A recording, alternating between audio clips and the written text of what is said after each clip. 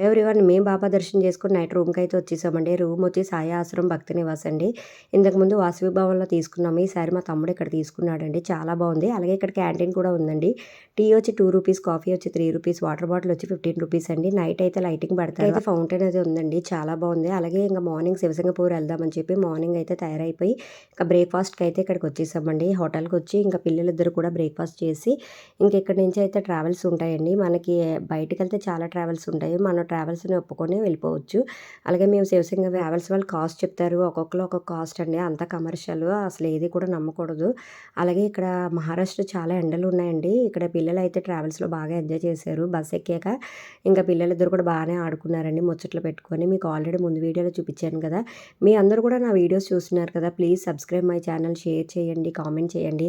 ఎలా ఉందో అనేది నాకు కామెంట్ చేస్తేనే గానీ తెలుస్తుంది కదా! అలాగే మేమైతే షిరిడీలో ఇలా ఎంజాయ్ చేసామండి.